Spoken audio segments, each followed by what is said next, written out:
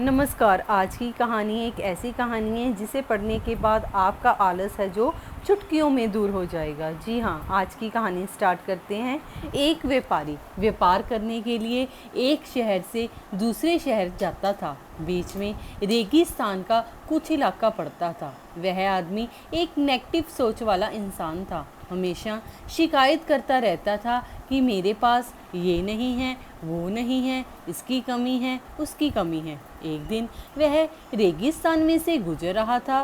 तभी क्या होता है कि उसकी जो पानी की बोतल है वो खाली हो जाती है। उसे बड़ी ज़ोर की प्यास लगती है, लेकिन रेगिस्तान में पानी ना मिलने की वजह से उसे बहुत सारा गुस्सा आ जाता है और वह बोलता है कि कितना खराब जगह है, ना कोई पेड़ ना पानी, रास्ता भी लंबा, रेगिस्तान पार करना पड़ रहा है। तभी आसमान की तरफ देखकर वह कहता है कि भगवान, ये कैसी जगह बना दी है आपने। देखा कितनी नेगेटिव सोच वाला है, हर जगह पर भगवान का दोष निकाल देता है। अगर मेरे पास में बहुत सारा पानी होता, बहुत सारे संसाधन होते तो इस जगह पर मैं हरियाली कर देता। उसकी सोच ये थी, बहुत सारे पेड़ लगा देता। वह आदमी ऊपर देखकर, भगवान की ओर देखकर ये सारी बातें कहता जा रहा है, क्योंकि वो नेगेटिव सोच वाला है। और ऐसा लग रहा था कि जैसे ऊपर वाले से वो जवाब भी कोई मांग रहा है कि हाँ, कि जो मैं उसे कह रहा हूँ वो भगवान उसे जवाब देंगे। इसलिए वह क्या कर रहे हैं, ऊपर ऊपर देखकर जवाब की प्रतीक्षा कर रहा दिख रहा है कि भगवान कुछ कह दे। अब चमत्कार तो ये होता है उसके साथ कि जैसे ही नीचे देखा, उसे अपनी आंखों के सामने एक कुआं दिखाई दिया। जी हाँ, उसे एक कुआं दिखाई दिया। वह पूरी तरह से दबड़ा गया, क्योंकि उसने कभी भी उस रेगिस्तान में कुआं नहीं देखा था। वह कुएं के पास पहुंचा और देखा कि कुआं जो पूरी तरह से ही पानी से भरा हुआ है। परंतु फिर वह नेगेटिव सोच वाला है। परंतु नेगेटिव सोच होने के बाद वह क्या करता है, और हमेशा शिकायत करने वाला फिर से आसमान की तरफ देखकर भगवान से फिर शिकायत करता है और बोलने लगता है, भगवान, पानी से भरा हुआ कुआं दे दिया है, लेकिन पानी निकलूगा कैसे।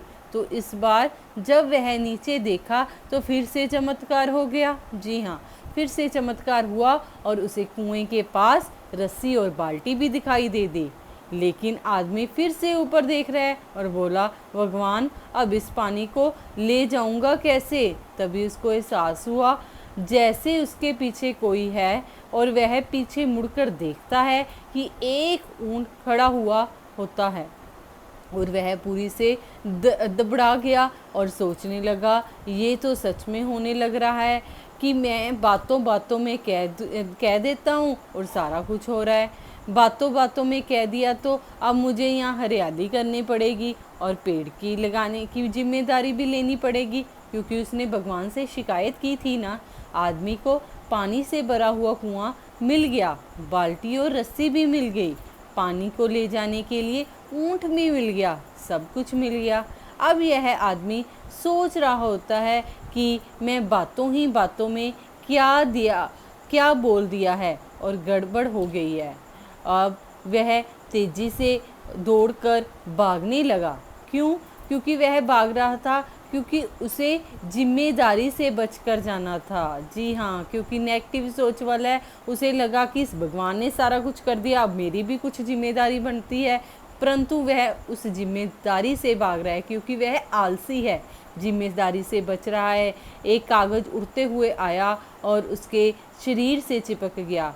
उसने जब उस कागज़ को देखा तो उस पर लिखा हुआ था कि मैंने तुम्हें पानी दिया, कुआं दिया, रस्सी और बाल्टी दी, पानी को ले जाने के लिए साधन भी दिया, फिर भी क्यों बचकर भाग रहे हो।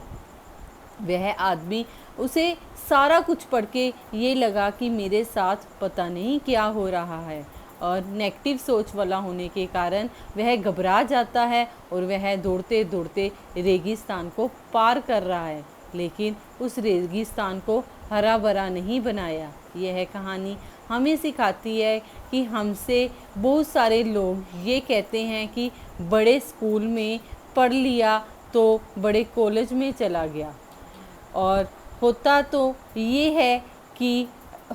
ये कर लेता, क्योंकि अगर मेरे पास बहुत सारा पैसा होता तो ये कर लेता, मेरा बॉस मेरे साथ नहीं देता। यही बस हमारे अंदर नेगेटिव सोच है, नहीं तो मैं सारा कुछ ये कर लेता वो कर लेता। हमें हमेशा अपनी शिकायतें ढूंढते रहते हैं और अपनी जिम्मेदारी से हमेशा बचकर भागते रहते हैं। तो ये कहानी हमें अपनी लाइफ में यही सिखाती है कि जो व्यक्ति अपनी 100% जिम्मेदारी को निभाता है और उस काम को कोई भी शिकायत के किए बिना पूरा कर देता है और दूसरों पर दोष नहीं देता कोई, और उनकी गलतियां बताना बंद कर दीजिए, उसकी गलतियों को सुधारना शुरू कीजिए। नमस्कार।